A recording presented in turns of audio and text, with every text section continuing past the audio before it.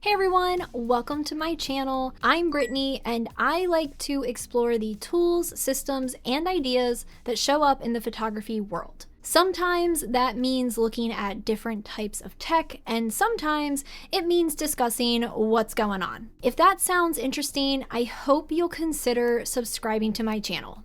I've been testing out some of the new AI tools built into HoneyBook, which, if you're unfamiliar, is a CRM platform a lot of creative business owners use to manage their admin. Things like scheduling, invoicing, contracts, and client communication. Their AI features are designed and promoted to simplify some of the most repetitive and time-consuming parts of those admin items. But while I was using them and planning for a different type of video, I started wondering, if used intentionally, can the simplification that these tools promise transform a business? Or do they just help us work faster without fundamentally changing anything?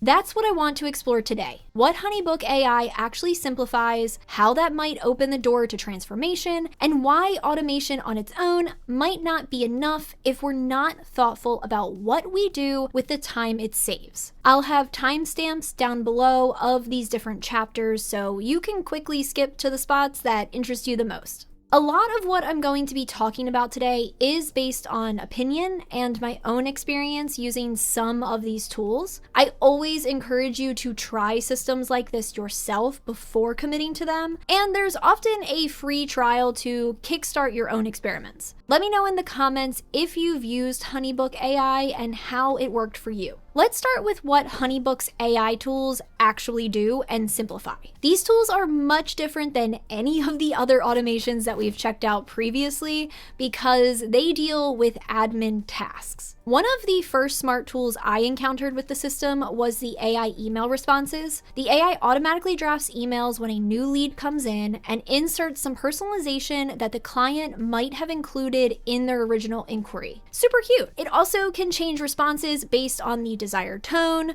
adjust length, and help with the wording on those uncomfortable emails, like when a budget for a service is too low. Basically, a smart reply tool with a little extra visual zhuzh thanks to these options that make it feel like we're actually involved in the tailoring of our account's AI voice. A point of contention for me, though, is that there's no indication that we can only use the AI composer for 4 rewrites per message. I searched their Learn More article for the mention of rewrites and inspected the interface for some sort of usage countdown, and I didn't find anything. Why would we need more than 4 rewrites? Well, they give us the ability to change our tone, and there's more than 4 tone options there. So if our first time using the tool is spent trying to find the right tone, we won't have enough rewrites to fully experiment. On top of that, what if we then want to make it shorter or just have it populate a different version of the reply? We're gonna run into some trouble if the system isn't communicating with us. All I'm asking for is a mention prior to hitting the rewrite limit that there's a limit at all. Moving on, if we're going to be meeting with a client, there's an AI meeting prep that summarizes what we know and suggests what we should focus on. It does seem to work best if the meeting is scheduled at least an hour in advance. During a video meeting, there's an AI note-taking feature, so we can stay present in meetings instead of trying to write everything down. The AI then turns those notes into action items, giving us a starting point for our next steps. It also gives us a full transcript of our meeting, which can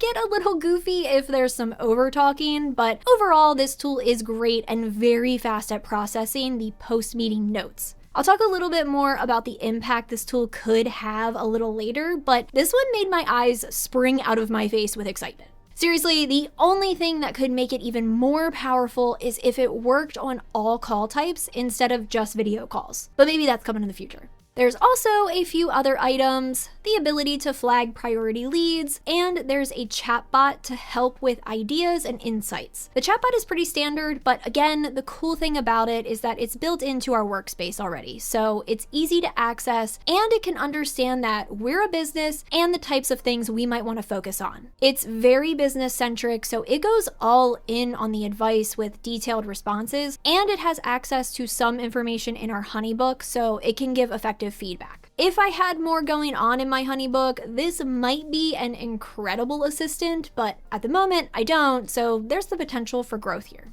Each automation does do what HoneyBook says they will. They streamline a time-consuming task, simplifying it so we can keep things moving. But can these tasks being handled by the AI lead to genuine business transformation, and what does that look like? I feel like the word transformation gets thrown around so much with AI that it can start to feel like a buzzword or some kind of MLM lingo. For me, the word transformation in reference to AI isn't just about doing things faster, it's about giving me a lasting change in how I work.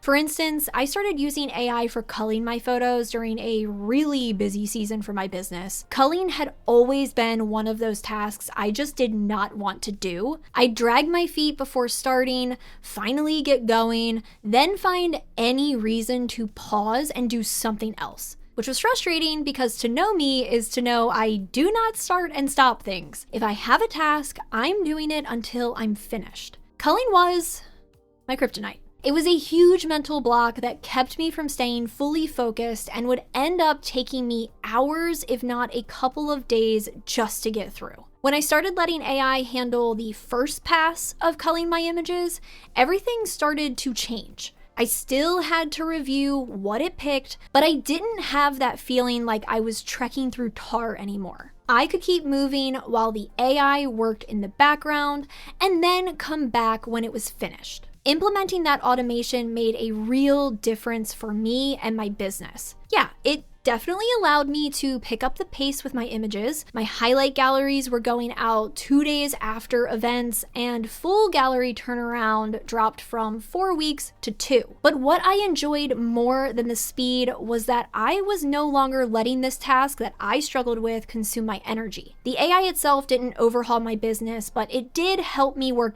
differently. That's what transformation means to me. It's not about fast and flashy reinvention. It's something that genuinely helps us move better through the processes we may struggle with. I'm not definitively saying HoneyBook's AI could lead to that type of change, and that's not their claim either. What I'm asking is, could it? Could these AI tools allow us to free up our mental load of the things we know we struggle with and give us the opportunity to take on more of the things we enjoy doing for our business? If the HoneyBook AI is giving insights on clients it thinks would be ideal or keeping message responses from becoming a burden, what could that open up for us? Could that be what finally gives us room to revisit that rebrand we've been putting off, or help us see more clearly what's attracting people to our business and what isn't? Could it inspire us to build better systems or habits, or maybe even make it feel okay to take a random Tuesday off and do whatever the heck it is we want to do? That's where I think the simplifying attributes of these tools could start to turn into transformation, not because the tool is doing all the work or changes for us, but because it's encouraging us to finally tear down the walls that have blocked us from fully showing up in our business. Or at the very least, bust a person-sized hole in the walls, because tearing down walls is kind of expensive. So yeah, when something takes some weight off of our shoulders, that's helpful, but transformation still depends on our intention once we have the extra time and clarity that a simpler workflow creates. These tools do not run our business and they don't define success for us. I think the risk, especially with all the AI hype, is that we start to believe the system will just take care of everything. That if we automate enough things, the business will somehow sort itself out and we'll finally be free to just focus on our craft. But change doesn't just happen because something got easier. It happens when we make intentional choices about how we use that help. Like with the AI note-taking tool that I am just absolutely giddy over. Even before testing it out, I knew this would totally shift how I think about video meetings. Mainly because client meetings are very intimidating to me. For starters, I'm not a call and chat kind of person, regardless of medium, phone or video, so I'm always rolling with disadvantage when a meeting is involved. Couple that with being so focused on making sure I wrote down anything that could be important, and I just No, I wasn't really present. I didn't ask good follow-up questions. I wasn't connecting. Honestly, I think I lost some really great clients just because I came across as distracted or too robotic, which is kind of funny when thinking about putting AI in our businesses. Having this HoneyBook automatic note generation tool would have let me actually focus on the person on the other side of the screen. The AI isn't going to fix my nervousness going into a call, but it could alleviate my fears about missing anything, allowing me to stay present, which in turn will let a little bit more of my personality show through. That's what I mean by intention. It's not just what the tool does, it's what we let go of and what we choose to lean into because of it. So yeah, AI can and should lighten the load, but once it does, we've got to ask, where are we going to be directing our energy now? HoneyBook actually shared a blog recently about escaping the hustle trap. It talked about how AI can help shift us out of that mindset of constantly grinding and into a place where we focus on what really matters. And I like that message. But I also think that AI taking over tasks doesn't automatically change the way we run our business or snap us out of that grind mentality. That part still takes intention, because we can simplify all the tasks in the world, but if we're still running at the same pace with the same mindset, we're not really stepping out of the hustle. We're just making it slightly easier to keep up with it. And I think that's why the phrase used in the blog post, work smarter, not harder, rubs me the wrong way. To me, it sets up this weird expectation that if we're still feeling stretched or tired, we must not be doing something right. Like smarter and harder are mutually exclusive, but they're not. Most people I know are already working smart and hard. They've set up systems, they've automated where they can, and they're still spread thin. Because building and running something takes effort. And yes, I am probably taking the phrase too literally, but interpretation is a personal thing, and I personally interpreted it this way. To me, working smarter means protecting our time for the work that actually matters. That's where tools like HoneyBook AI can help. But it doesn't mean the hard work disappears. It just gives us a better chance to focus on the hard work that drove us to start our business in the first place.